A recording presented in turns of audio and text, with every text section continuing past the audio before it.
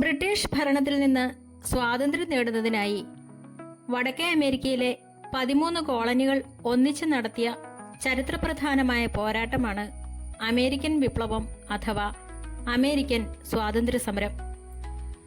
1775 മുതൽ 1783 വരെയായിരുന്നു ഈ യുദ്ധം നടന്നത്. ലോക ചരിത്രത്തിൽ ഒരു കോളനി രാജ്യം വിദേശ ശക്തിക്കെതിരെ പോരാടി സ്വാതന്ത്ര്യം നേടുന്ന ആദ്യത്തെ സംഭവങ്ങളിലൊന്നാണിത്. അമേരിക്കൻ വിപ്ലവം ലോക ചരിത്രത്തിലെ തന്നെ ഏറ്റവും സ്വാധീന ശക്തിയുള്ള രാഷ്ട്രീയ സാംസ്കാരിക സംഭവങ്ങളിലൊന്നാണ്. ബ്രിട്ടീഷ് ഭരണത്തിൽ നിന്ന് 13 കോളനികൾ സ്വാതന്ത്ര്യം നേടിയ ഈ പോരാട്ടം പിൽക്കാലത്ത് ലോകമെമ്പാടുമുള്ള ജനാധിപത്യ മുന്നേറ്റങ്ങൾക്ക് അടിത്തറയിട്ടു. വിപ്ലവത്തിന്റെ പ്രധാന കാരണങ്ങളാണ് ഇനി പറയുന്നത്.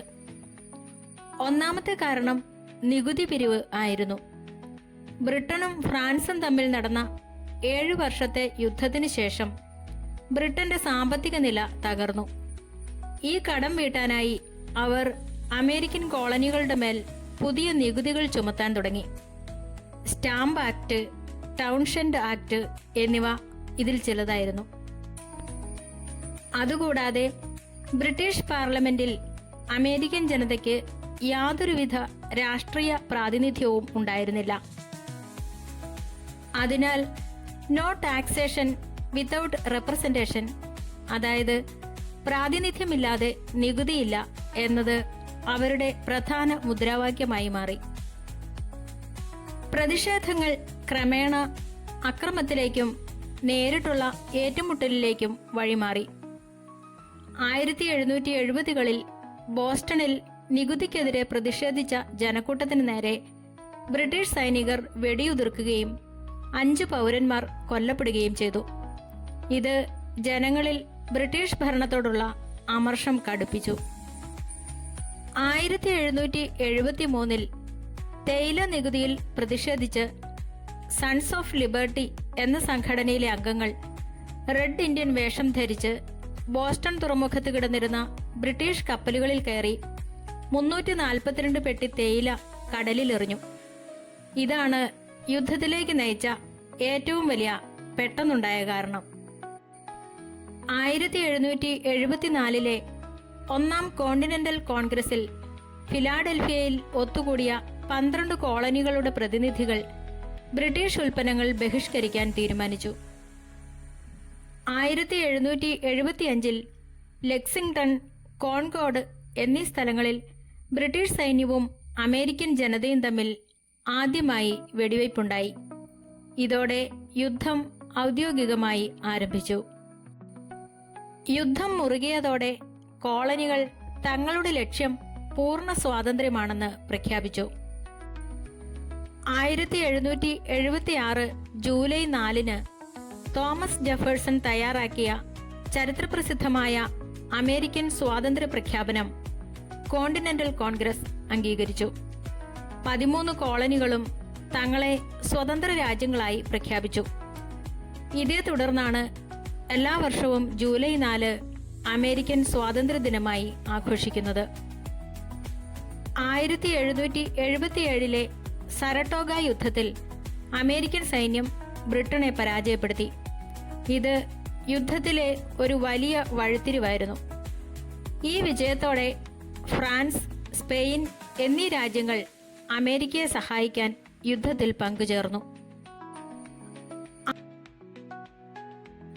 1781ൽ അമേരിക്കൻ ഫ്രഞ്ച് സഖ്യസേന ജനറൽ കോൺവാലീസിന്റെ നേതൃത്വത്തിലുള്ള ബ്രിട്ടീഷ് സൈന്യത്തെ യോർക്ക് ടൗണിൽ വളഞ്ഞു. ഒടുവിൽ ബ്രിട്ടീഷ് സൈന്യം കീഴടങ്ങാൻ നിർബന്ധിതരായി. ഇതോടെ യുദ്ധത്തിന്റെ പ്രധാന ഘട്ടം അവസാനിച്ചു. ബ്രിട്ടന്റെ ശത്രുക്കളായ ഫ്രാൻസ്, സ്പെയിൻ, നെതർലാൻഡ്സ് എന്നീ രാജ്യങ്ങൾ അമേരിക്കയെ സൈനികമായും സാമ്പത്തികമായും സഹായിച്ചു. ഇത് അമേരിക്കയുടെ വിജയത്തിൽ വലിയ പങ്കുവഹിച്ചു. 1783ൽ ഒപ്പുവെച്ച പാരീസ് ഉടമ്പടിയോടെ ബ്രിട്ടൻ അമേരിക്കയുടെ സ്വാതന്ത്ര്യം ഔദ്യോഗികമായി അംഗീകരിച്ചു. യുദ്ധത്തിന് ശേഷം ഈ 13 കോളനികൾ ചേർന്ന് ലോകത്തിലെ ആദ്യത്തെ ആധുനിക ജനാധിപത്യ റിപ്പബ്ലിക്കായ യുണൈറ്റഡ് സ്റ്റേറ്റ്സ് ഓഫ് അമേരിക്ക രൂപീകരിച്ചു. വിപ്ലവത്തിന് സൈനിക നേതൃത്വം നൽകിയ ജോർജ് വാഷിംഗ്ടൺ അമേരിക്കയുടെ ആദ്യത്തെ പ്രസിഡന്റായി തിരഞ്ഞെടുക്കപ്പെട്ടു. അമേരിക്കൻ വിപ്ലവം പിന്നീട് ലോകമെമ്പാടുമുള്ള മറ്റു സ്വാതന്ത്ര്യ സമരങ്ങൾക്കും പ്രത്യേകിച്ച് ഫ്രഞ്ച് വിപ്ലവത്തിന് വലിയൊരു പ്രചോദനമായി മാറി. അമേരിക്കൻ വിപ്ലവം അതുവരെ ലോകത്ത് നിലനിന്നിരുന്ന രാഷ്ട്രീയ ചിന്തകളെ പൂർണ്ണമായി മാറ്റിമറിച്ചു. അതുവരെ ലോകം ഭരിച്ചിരുന്നത് രാജാക്കന്മാരായിരുന്നു. എന്നാൽ ഭരിക്കപ്പെടുന്നവരുടെ സമ്മതത്തോടെ മാത്രമായിരിക്കണം ഭരണം എന്ന തത്വം അമേരിക്കൻ വിപ്ലവം മുന്നോട്ട് വെച്ചു. ഇത് ആധുനിക ജനാധിപത്യത്തിന് വഴി തുറന്നു.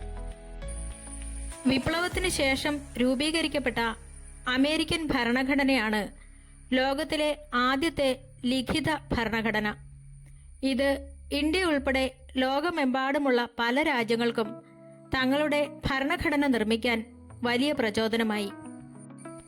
ഭരണകൂടത്തിന്റെ അധികാരം ഒരാളിൽ മാത്രം കേന്ദ്രീകരിക്കാതെ എക്സിക്യൂട്ടീവ്, ലെജിസ്ലേറ്റീവ്, ജുഡീഷ്യറി എന്നിങ്ങനെ മൂന്നായി വിഭജിക്കുന്ന അധികാര വികേന്ദ്രീകരണം അമേരിക്ക നടപ്പിലാക്കി.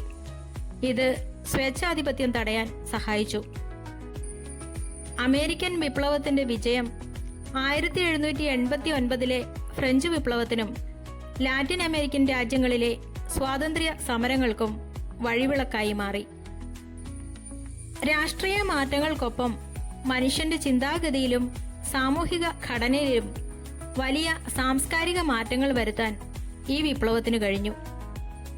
അമേരിക്കൻ സ്വാതന്ത്ര്യ പ്രഖ്യാപനത്തിലെ എല്ലാ മനുഷ്യരും തുല്യരായാണ് ജനിക്കുന്നത് എന്ന വാചകം ലോകമെമ്പാടും മനുഷ്യാവകാശ ചർച്ചകൾക്ക് തുടക്കമിട്ടു.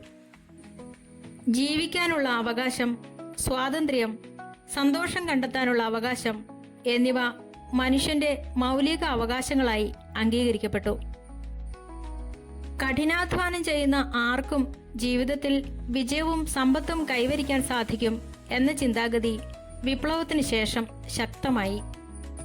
ഇത് ലോകത്തിന്റെ വിവിധ ഭാഗങ്ങളിൽ നിന്നുള്ള ആളുകളെ അമേരിക്കയിലേക്ക് ആകർഷിക്കുന്ന ഒരു സാംസ്കാരിക തത്വമായി മാറി.